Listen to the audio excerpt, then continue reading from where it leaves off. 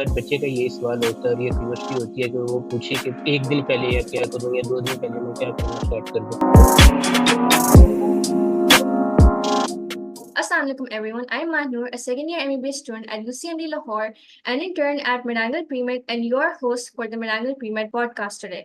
We're excited to welcome you to the next episode of our series, Mastering the NUMS exam. In this episode, we'll take an insight into the actual NUMS exam day, और आपने क्या क्या करना है इसमें, and we have a very talented speaker with us, Umair Asghar. Umair, would you like to introduce yourself? Thank you ma'am for having me. अस्सलाम वालेकुम। First of all, my name is Walaikum Mohammed salam. Umair Asghar and currently I am a second year MBBS student at CMH Multan and hope so we will have a good conversation. Okay, Umair, how would you define your experience for the NUMS exam? जी ma'am, अगर नम्स की बात करें तो ये exam एक बहुत ही एक इजी एग्ज़ाम है। और एज मच अगर एमडी कैट की निस्बत देखें तो इसके क्वेश्चंस बहुत इजी होते हैं और इसमें कोई टफनेस का लेवल भी एमडी कैट के जितना नहीं होता। और एक आसान होता है। अगर एक बच्चा 2-3 माह पहले प्रिपरेशन स्टार्ट करता है तो वो एक अच्छे मार्क्स स्कोर कर सकता है, ये मैं सोचता हूँ। और अगर मैं अपनी बात करूँ तो मैंने भी 2-3 माह पहले ही इसकी प्रिपरेशन स्टार्ट की थी और मैंने एक अच्छा स्कोर फेस कर लिया। आई एग्री, मैंने भी काफी सुना है कि जो नम्स का एग्जाम है वो रिलेटिवली एमडी कैट के एग्जाम से ज्यादा इजी होता है। तो दैट्स नाइस। जी अच्छा Umer, what did you do a day prior to your test? Like आपने अपने टेस्ट से एक दिन पहले क्या किया था और आप क्या रिकमेंड करोगे, क्या चीज करनी चाहिए और क्या चीज नहीं करनी चाहिए? जी मैम, ये एक बहुत ही इंटरेस्टिंग क्वेश्चन है और करीबन जो भी एमडी कैट के नाम के स्टूडेंट है हर बच्चे का यही सवाल होता है और ये क्यूरियोसिटी होती है कि वो पूछे कि एक दिन पहले या क्या करूं या 2 दिन पहले मैं क्या करना स्टार्ट कर दूं। तो बेसिकली ये चीज होती है कि जितनी आपने प्रिपरेशन करनी होती है ना वो आपने कर ली होती है पहले। तो at the end one day और एक दिन प्रेयर जो होता है उस दिन आपने अपने आप को स्टेबल रखना है और अपने माइंड को रिलैक्स करना है, क्योंकि ये जो एमडी कैड है या नम्स है बेसिकली ये हमारी नर्व्स की गेम है। तो जितनी हमारी नर्व्स स्ट्रांग होगी हम इतना अच्छा खेल सकेंगे। तो मैंने ये नहीं समझता कि एक दिन पहले भी बच्चे ने बुक्स पकड़ी हुई हैं at the end of day तक और रट्टे मारी जा रहे हैं या अपने कॉन्सेप्ट देखी जा रहे हैं, तो उससे उसका बैड इफेक्ट ही आएगा। और मैं यही एडवाइस करूंगा कि एक दिन पहले आप खुद को रिलैक्स करें और सैर के लिए बाहर चले जाएं और पेरेंट्स के साथ टाइम स्पेंड करें और खुद को जितना हो सके इजी रखें। I think I agree, because मुझे याद है जब मेरा नम्स का टाइम था तो मैंने लाइक उसके लिए एक अकेडमी ज्वाइन की हुई थी नम्स के लिए। और उससे एक दिन पहले आई वाज लाइक मैंने मुझसे कुछ नहीं होना, क्योंकि जब आप जितना ज्यादा इनपुट करते हो आपका बर्न आउट होता है, फिर आपको उस दिन इतना स्ट्रेस होता है कि आपको कुछ याद ही नहीं आता है। जी मैम, वो इस तरह हो रहा था ना, मतलब अगर एक दिन पहले आप रिवाइज करने बैठे भी हैं तो जो सा पेज ओपन कर रहे हैं आपको यही लग रहा है कि यार ये तो मुझे भूल गया हुआ है और ये तो याद ही नहीं आ रहा मुझे। वो सिर्फ स्ट्रेस में होता है और माइंड आउटपुट नहीं दे रहा होता।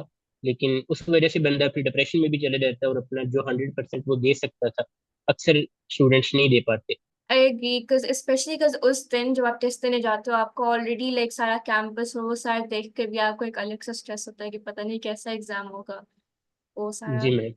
या so coming to the test day, आप कौन से एसेंशियल्स कहोगे कि एक बंदे के पास होने चाहिए टेस्ट देते हुए? जी एसेंशियल्स वैसे तो अगर हम उनकी जो रोल नंबर शीट वगैरह होती है उस पर देखें तो लिखा होता है कि एक बैग ले लें आप, उसमें एक वाटर बोतल साथ रखें जो आप टेस्ट से पहले के लिए ज़रूरी है, क्योंकि टेस्ट के अंदर तो वो आपको ये चीज़ें नम्स के टेस्ट में तो ये चीज़ें प्रोवाइड कर देंगे। और एक क्लिप बोर्ड ले लें, बाकी जो एसेंशियल है बॉल पॉइंट स्टेशनरी वगैरह इसके साथ रख लें। और जो चीज़ें उन्होंने कहा है कि नहीं मतलब इलेक्ट्रॉनिक डिवाइसेस और वॉच वगैरह इससे परहेज करें। आई एग्री, लेकिन आई थिंक उसके अलावा लाइक जब मैं नम्स टेस्ट देने गई थी तो आई फेल्ट लाइक क्योंकि नम्स का टेस्ट का टाइम बहुत ज्यादा था and you allowed to take snacks वगैरह, तो मुझे याद है मेरे साथ जो बच्ची बैठी हुई थी वो लाइक बिस्किट्स वगैरह लेके गई थी।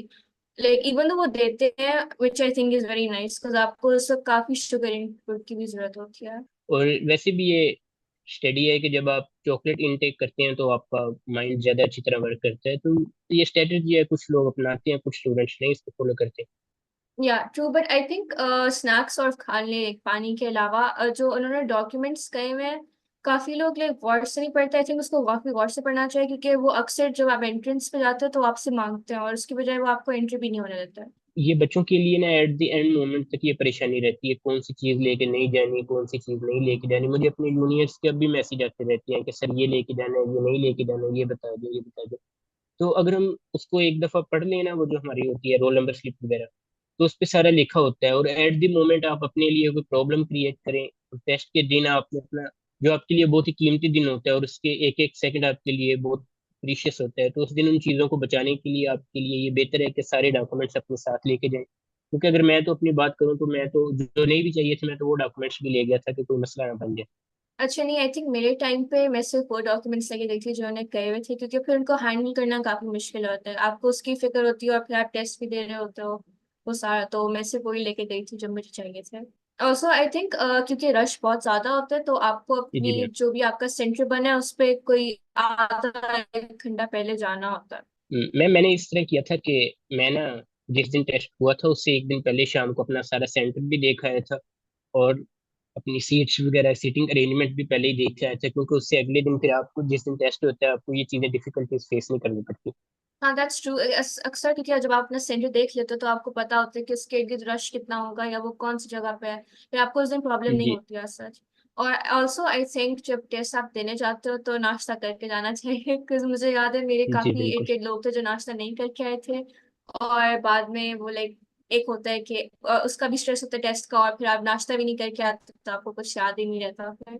नाश्ते के साथ एक बहुत चीज़ ज़रूरी है, आपको पिछले दिन अपनी नींद पूरी करनी है। You have to true. Sleep at least 6 to 7 hours. क्योंकि या फिर ये नहीं ना होता कि बंदा पिछले दिन सोया नहीं होता, कहीं उस दिन भी बुक्स, मेरे कुछ दोस्त इस तरह करते रहे थे उस दिन बुक्स पे कि आज आखिरी दिन है जितना पढ़ लो अभी टाइम है, लेकिन एट द मोमेंट टेस्ट पे जाके वो उनका माइंड ऑफ हो जाता है और वो सोच ही नहीं पाते और अपना जो चीज़ वो 100% दे सकते थे वो नहीं दे पाते। तो इन चीज़ों को ख्याल रखना चाहिए। ट्रू। और आई थिंक साइंटिफिकली प्रूवन भी है कि आप जितना सोते हो आपकी मेमोरी उतनी ज्यादा अच्छी हो जाती है, क्योंकि आपके ब्रेन को रेस्ट मिल रहा जी होता है। मैम। अच्छा, तो given the unique challenges and opportunities जो हमने आज डिस्कस की हैं, Amer, what would you advise to the viewers? जी मैम, मैं यही कहना चाहूँगा कि कोई भी टेस्ट है, नम्स का है या एमडी कैड है या इसके अलावा लाइफ के जितने भी टेस्ट है, सबसे पहले तो एक मेन चीज़ होती है कि you have to work hard.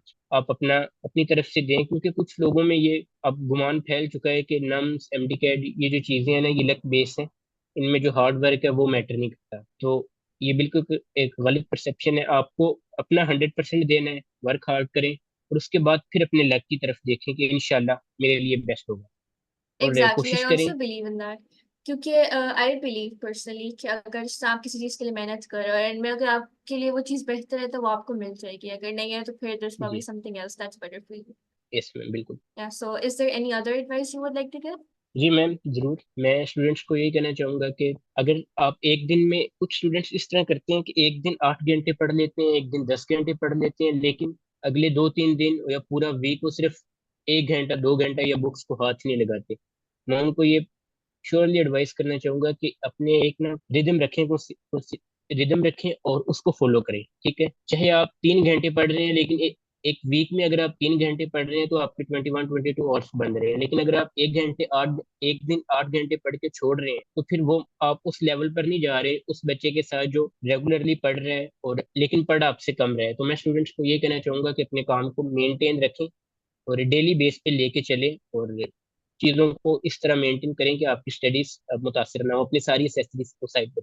True. I think consistency काफी इंपॉर्टेंट होती है, क्योंकि अगर आप फॉर एग्जांपल एक दिन में 10 घंटे पढ़े हो आपको फिर बर्न आउट हो जाएगा, तो आई थिंक आपको डिवाइड करना पड़ता है। और आई थिंक उसके लिए हमारे पास मिलान प्री में टाइम टेबल्स भी हैं कि आप अपना दिन कैसे डिवाइड कर सकते हो उसके हिसाब से।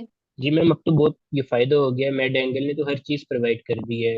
एट द स्पॉट अगर हम देखें, बच्चे को तो अपनी इन चीज़ों पे भी टाइम नहीं वेस्ट करना पड़ता, वो हर चीज़ आपको यही कहते हैं कि हाथ में रख के दे देते हैं कि बेटा ऐसे कर लो ऐसे कर लो। वो टाइम टेबल भी बना के देते हैं, स्टडी स्केड्यूल भी प्रोवाइड करते हैं और उसके अलावा मेड एंगल में ये भी चीज़ें हैं कि at the end of day क्या करें, पहले क्या करें, हर चीज़ उन्होंने प्रोवाइड की हुई है। Yeah we also have a YouTube channel obviously, और हमारे पास ऑलरेडी इस पे वीडियोस एजुकेशनल, अगर किसी ने देखनी हो समराइज्ड वीडियोस।